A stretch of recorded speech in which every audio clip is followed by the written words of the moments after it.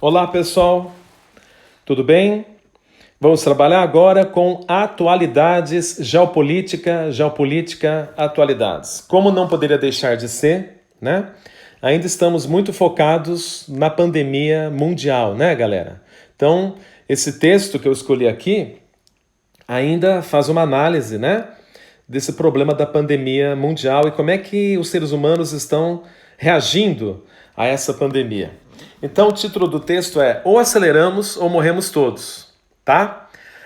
O Antônio Gomes de Jesus Neto, ele é doutorando lá na USP, na FEFELESH, e ele publicou, no Outras Palavras, esse artigo onde ele faz menção ao professor Milton Santos, tá? Então é bem interessante, muito atual, muito pertinente, pensando aí também na filosofia, na sociologia, né? Na história, na geografia, enfim, em uma questão de redação e, sobretudo, que é o que nos interessa, a geografia, tá? Dos grandes vestibulares, USP, Unesp, Unicamp, UFO, do Enem, enfim, dos grandes vestibulares. Bora lá então, pessoal?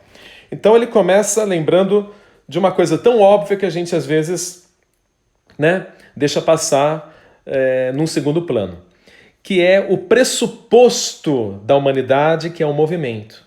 A gente nunca para, né? O ser humano está sempre em movimento, tá? Então esse é o pressuposto, o movimento da humanidade. Então o que ele diz? Que o movimento da humanidade não é uma coisa restrita e estrita e nova, trazida pela globalização. Não, não, não. Ele lembra das migrações banto pela África, ele lembra dos chineses que já tinham noções de navegação muito antes das grandes navegações, né? Que marcaram o início do capitalismo, o colapso do feudalismo e o início do capitalismo. Então ele lembra que no passado já existiam grandes movimentos, né? De grandes sociedades mundo afora. E que hoje, claro, né? Nesses tempos de globalização, esse movimento se intensificou de forma espetacular, né? E o que ele destaca não é apenas a globalização real, mas ele destaca também a globalização virtual, né? E nunca as pessoas viajaram tanto de avião, de carro, de navio, de trem, de ônibus, etc. Ao mesmo tempo em que nunca tantas informações circularam, né, a cada instante. E aí ele fala de uma globalização virtual, né? Então, colocando diretamente o assunto no ponto certo, leia-se aí a internet. A quantidade impressionante, né, de dados que circula, a quantidade de dados que circula, a quantidade que circula de dados, né? Aí sim o português ficou melhor, né? Quantidade que circula de dados. Ou de dados que circulam pelo mundo realmente é uma coisa impressionante, né? Então, as redes sociais, jornais, revistas, portais, nos bombardeiam a todo instante com informações as mais variadas, né? Sobre os mais variados temas, cultura, economia, esporte, lazer, etc. Beleza? A consequência do coronavírus na China, né? Então essa questão da doença desacelerou a economia mundial e afetou a circulação. Então a novidade do mundo é a pandemia, né? Porque de repente essa pandemia fez a China desacelerar a sua economia, né? Na medida em que menos pessoas passaram a circular, menos mercadorias passaram a circular. Então houve um impacto muito grande, tá? E por que isso impactou o mundo inteiro? Por uma razão muito simples. A China está entre as maiores economias do mundo, né? Não precisa ir muito longe. A China é o principal parceiro comercial da América Latina. A China é o principal parceiro comercial do Brasil, né? Então, por razões óbvias, a China afetou o mundo inteiro. O Apple, né? Apple, ela produz o seu iPhone na China, por exemplo, né? Isso acabou sendo também uma ironia, por quê? Porque a China tem um projeto absolutamente ambicioso que é a nova Rota da Seda. É a primeira vez que eu estou falando isso nesse ano, mas vocês, por favor, liguem as suas antenas. Plim, plim, plim, plim, plim, plim, plim. A nova rota da seda. Olha lá, aspas, palavras do autor. Infraestrutura monstruosa de circulação que integraria ao menos 3 grandes continentes: Ásia, África e Europa. Por que ele usa o termo monstruosa? Por uma razão muito simples. Porque é uma circulação de pessoas, mercadorias e informações. Tá? A nova Rota da Seda envolve quase toda a Ásia, envolve quase toda a Europa, envolve grande parte da África. Portanto, não é? Um movimento geopolítico muito importante estava acontecendo na China antes de estourar essa eu ia falar epidemia, né? Mas quando ela atinge proporções planetárias passa a ser uma pandemia. Beleza? E aí o autor lembra. Olha lá, o autor lembra. Vamos lá. Aspas. Não são apenas as mercadorias que cruzam o mundo aos milhões? Bilhões? Pergunta ele. E diariamente. As pessoas também o fazem. E para essas grandes distâncias, geralmente usam aviões. Mesmo com os recentes alertas de Greta Thunberg, uma menina de 17 anos, né? Vocês conhecem essa garota, não é? Que levantou a bandeira de combate ao aquecimento global e às mudanças climáticas. Sobre o quanto isso custa para o planeta. Entre essas pessoas todas, incluem-se alguns milhares, ou seriam milhões, de chineses que continuam circulando pelo mundo, que continuaram, né, circulando pelo mundo por não saberem exatamente o que era esse novo coronavírus. Daí em diante, os aeroportos tornaram-se os principais vetores de difusão do vírus. Né? Então ele faz questão de ressaltar esse aspecto. Né? Que esse vírus se espalhou tão rapidamente pelo mundo graças às viagens aéreas. Né? O próprio presidente Donald Trump falou que dias antes, semanas antes, meses antes da eclosão dessa pandemia, 430 mil chineses teriam desembarcado nos Estados Unidos. Tá? Hoje eu li um dado também assustador. 90 mil brasileiros desceram no Brasil provenientes dos países mais atingidos pela pandemia. Portanto, imaginem o que está por vir no nosso país. Né? Sobretudo quando a gente lembra que hoje é dia 8, quarta-feira, dia 8. Né? Vocês vão ter essa aula na semana que vem, depois da Páscoa. Enfim, quer dizer, hoje já se sabe uma quantidade absurda, né?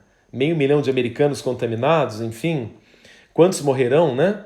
Quer dizer, mas imaginar, né, que 90 mil pessoas desembarcaram no Brasil provenientes dos países mais atingidos pela pandemia, Estados Unidos, Itália, França, Reino Unido, Espanha, realmente o que nos reserva é um cenário absolutamente assustador.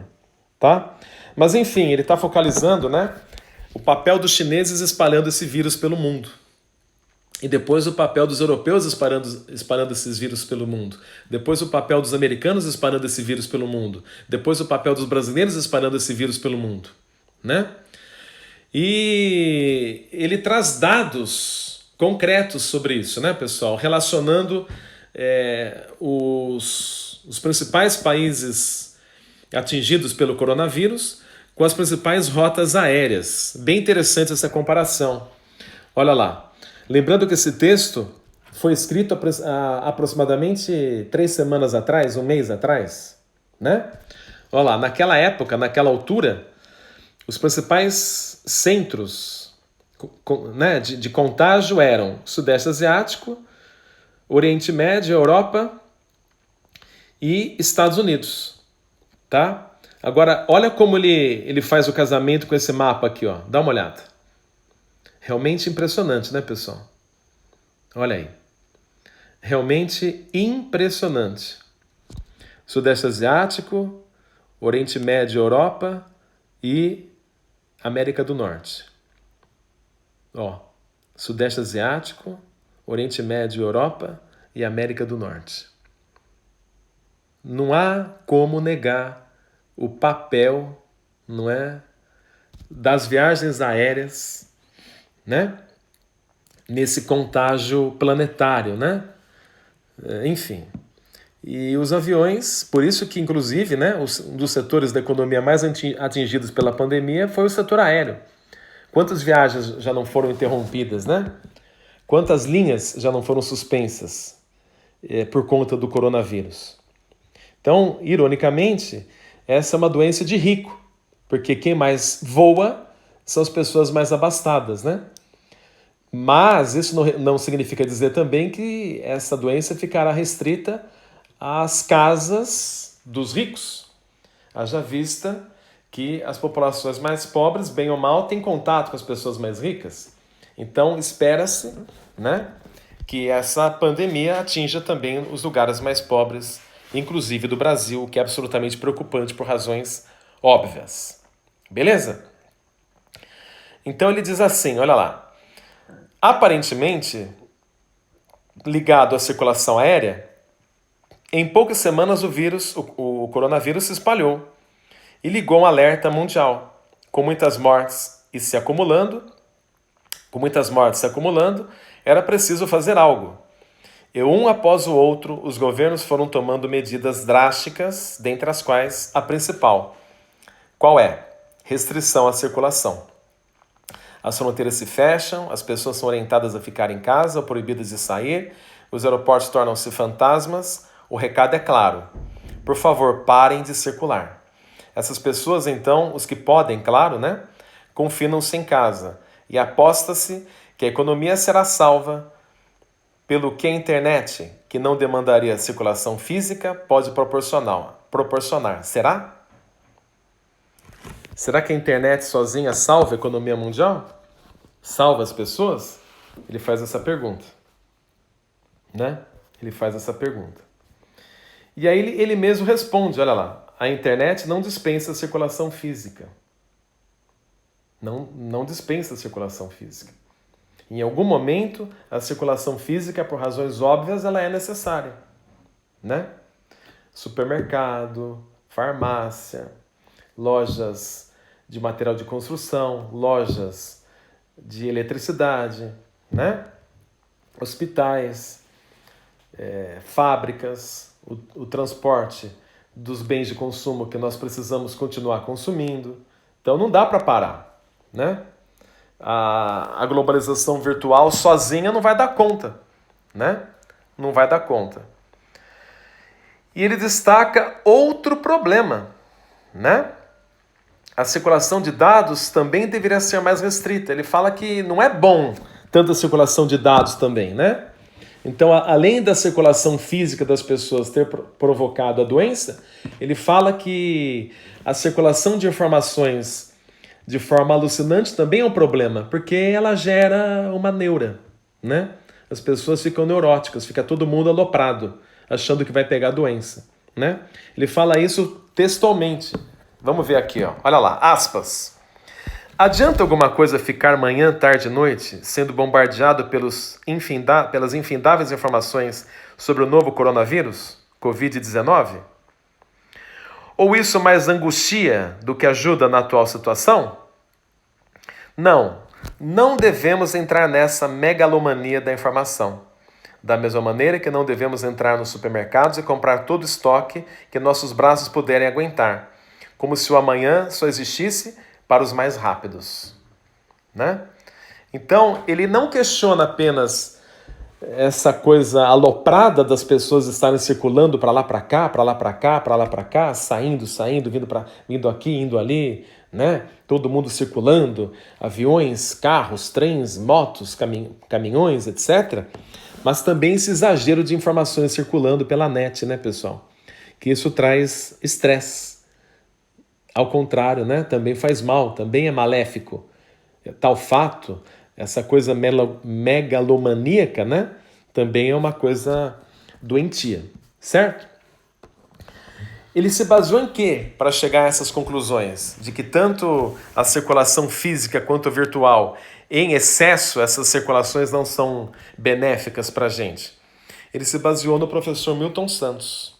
Abre aspas. Nos hoje longínquos anos 90, quando essa história de internet ainda engatinhava, mas os carros, caminhões, trens, navios e aviões já alcançavam velocidades inimagináveis 50 anos antes, Milton Santos, um geógrafo brasileiro, negro, e que tinha vivido muitos anos rodando o mundo exilado pela ditadura militar brasileira, já falava de um imperativo da fluidez. Para ele, criou-se um modus operandi econômico onde a concorrência voraz, feroz, devastadora, seria vencida sempre pela velocidade. E por isso era preciso circular cada vez mais e mais rápido. Do contrário, ficar-se-ia pelo caminho. Não estaríamos, afinal, presos nisso? Com certeza, né, pessoal? Com certeza, né? E nunca é demais lembrar que a própria pandemia é reflexo desse imperativo da fluidez, para usarmos um termo, né, desenvolvido pelo professor Milton Santos. E ele traz soluções para isso, né? Que seria um tempo mais lento, um ritmo mais vagaroso, né?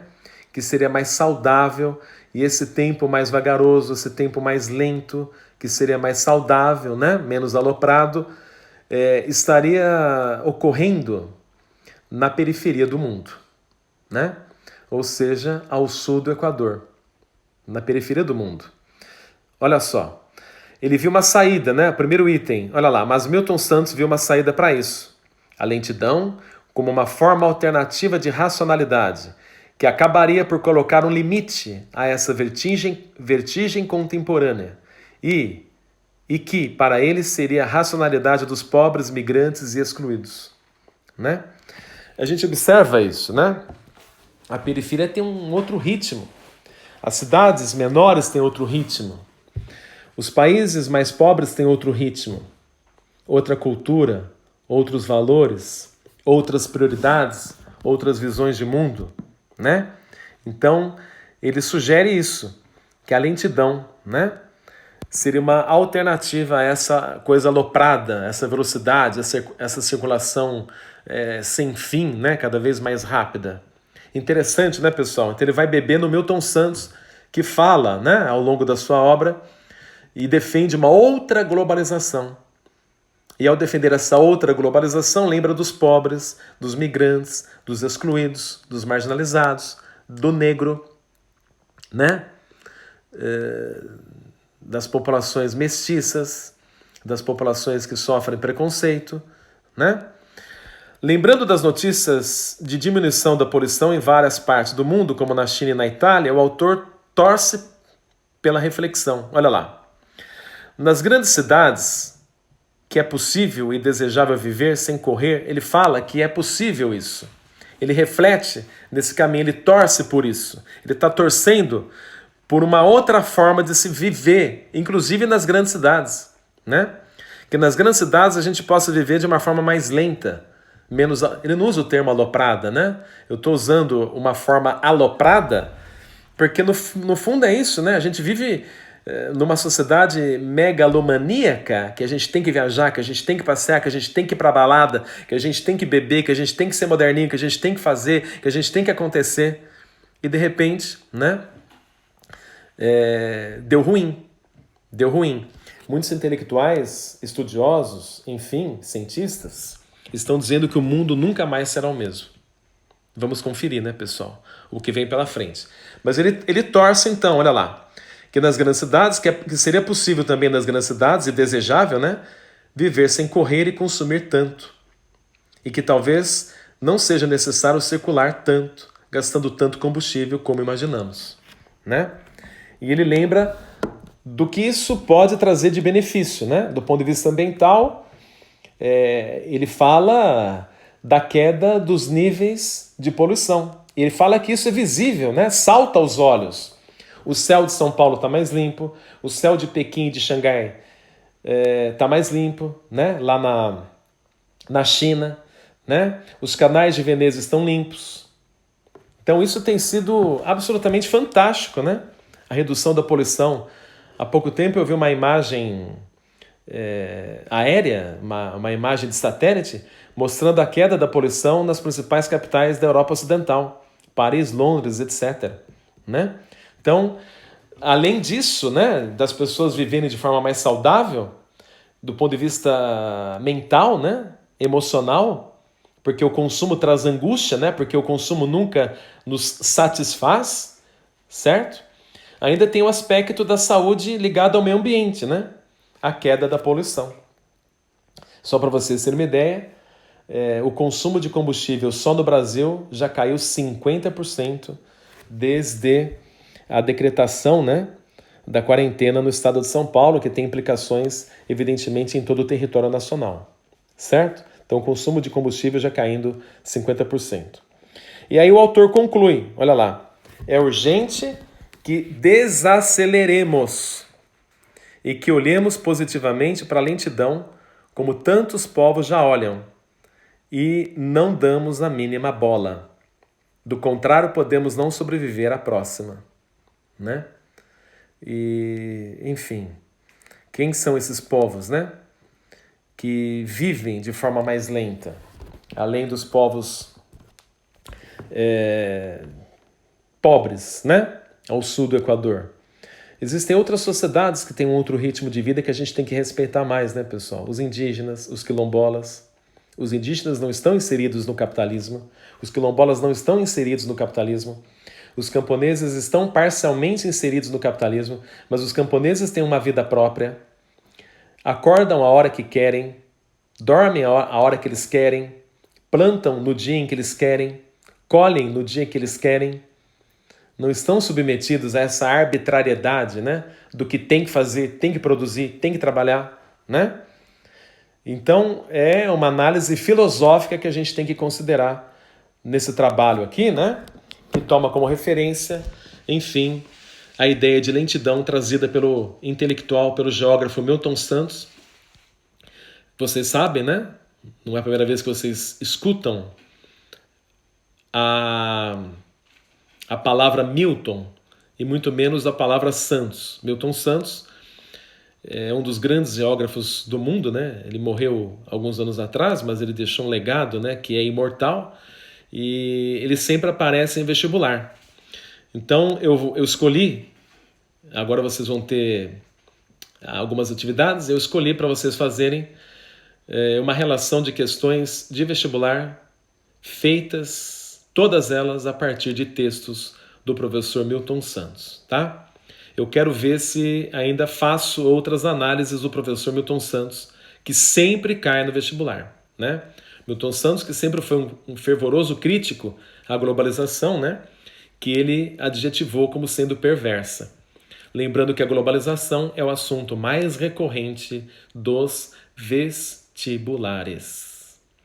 Beleza, galera? Obrigado, bom trabalho, boa leitura, bom estudo e boas atividades agora que vocês vão ter pela frente, tá? São algumas questões feitas, né, de vestibular a partir de textos retirados da obra do Milton Santos. Obrigado, beijo!